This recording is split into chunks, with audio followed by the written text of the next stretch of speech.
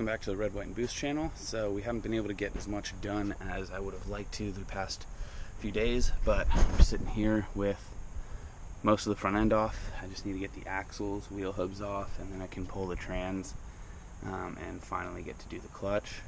I was worried because this manifold adapter didn't line up with the bottom of both turbos, but for some reason it lines up on this.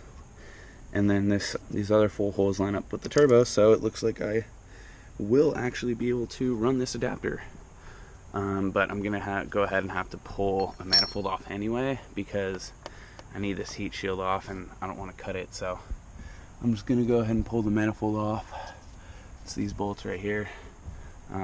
Yeah, and then I'll go ahead and pull that heat shield off and then put it back and see if I can fit the turbo. The wastegate just doesn't clear this thing. I don't know that it'll clear the engine bay or rather the head either, or the valve cover, but we're gonna find out. So let's just pull the valve cover, see what's up.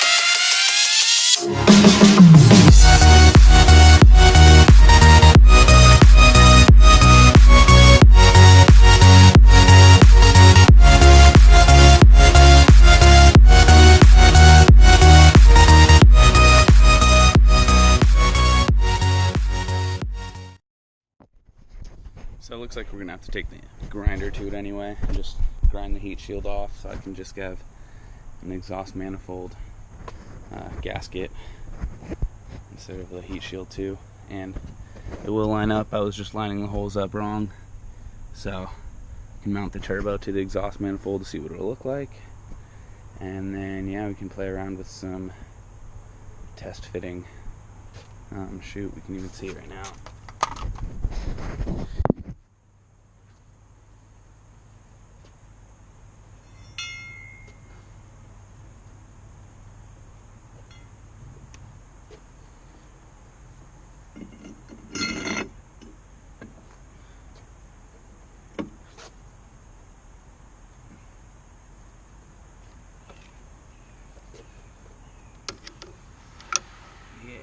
Not quite.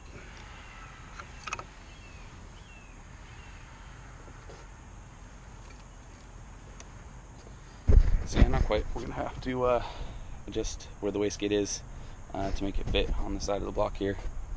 But I don't know how I'm gonna do that, so we'll see if we can clock the turbo in a certain way. The problem seems to be the exhaust housing. Maybe if I can get the wastegate to the other side or the top, but we'll see. Right before I started cutting on that, I realized I have an exhaust manifold from the non-turbo motor that I bought that I'm stripping apart to build. So hell yeah, I'm gonna go ahead and slap this back on and get the manifold back on, and then we can play around with some turbo fitment. So I got the manifold on with the adapter. That's all bolted down, ready to go. So next I do need to get into pulling the axles off, but I am just overheated my torque wrench, or my torque, my impact rather. So before I can get into removing those axles, I'm going to have to let it cool down and charge up. Let's see what else. I need to clock the turbo because it's not fitting with the wastegate there. So I'm going to see if I can angle the wastegate up to here. Maybe it'll clear. This little thing right there, that notch, is going to be the issue, but we're going to pull it apart, clock it, and see if we can't get it all lined up to sit on there right. So if you guys were ever wondering how to clock a turbo, it's just, at least on these ones, it's 2 sets of 6 bolts, and then you get inside the compressor side.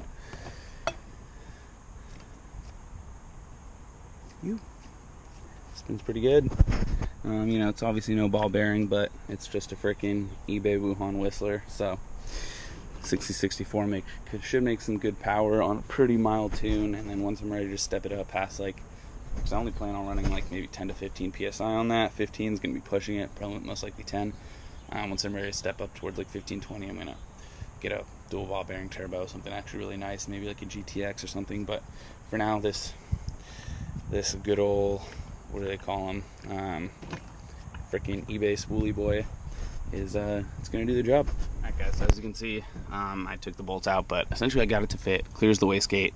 So now we're in business. But the issue is, if you see this coolant return, the coolant returns on the top, coolant feeds on the bottom, oils are on the wrong sides.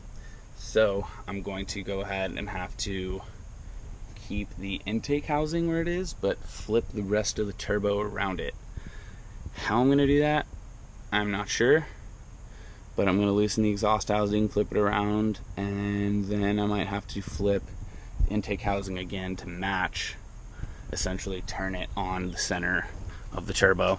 So I'm going to go ahead and do that now, and then see if we can get everything to line up. Alright guys, so just kind of like I was saying, set this down, set the turbo here. So flipping it around, loosening this side, got the bottom to fit there. So now these will line up, the coolant, so I can essentially get everything bolted straight on. So now I just need to reclock the intake housing to match the clock that I made there, and get the wastegate back where it was, so we're not running this ridiculous upward. Yeah, but let me go ahead and get that reclocked, and then I'll get this all like bolted down, and then yeah, we can stare at it. Alright guys, so the turbo is just mock fitted. I'm so excited. I still need real bolts to bolt the turbo to the manifold, but otherwise this will be the line that runs to the wastegate. This will be what runs to the blow-off valve, and then this is what will plumb to the intake, aka the filter that I'm going to be running right there.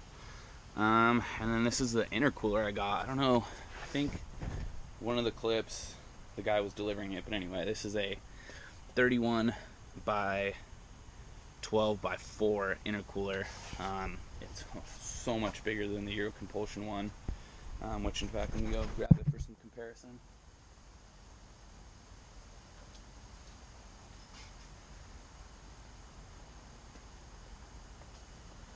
Still has the spray bar mounted to it, but you can kind of get a general idea of the size difference between these two.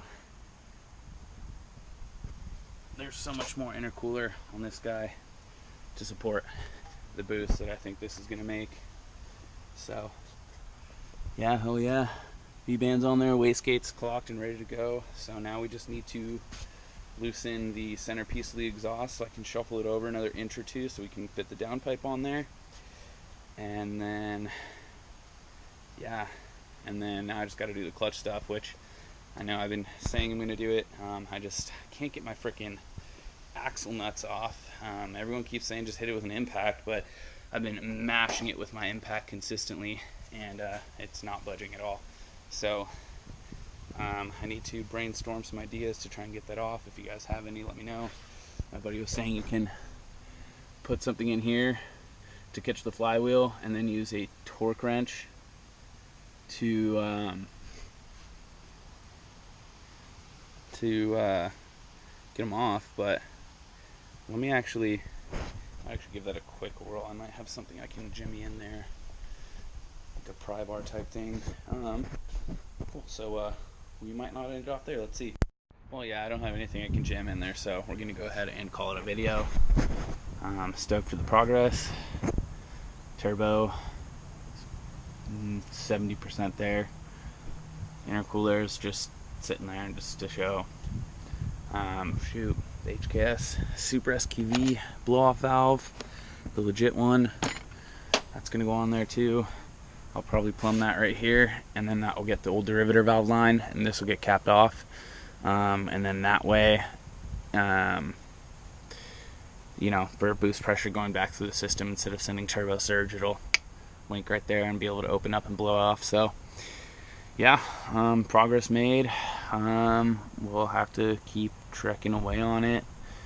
This clutch is going to be the death of me, but who knows, maybe we'll just run the stock clutch for a while because I technically don't need to replace it. So we'll see. Maybe I'll try and fire it up. I don't know. We'll see. I still need to drain all the fuel and get the fuel out of there and put fresh fuel in, so we'll see. We've got a lot to do. Alright, so that's going to cap it off for today. Thanks for tuning in. Stay tuned for more updates and progress on the big turbo conversion. Yeah, thanks for watching the Red, White, and Boost channel. Keep getting rid of the bears, guys. I'll catch you next time.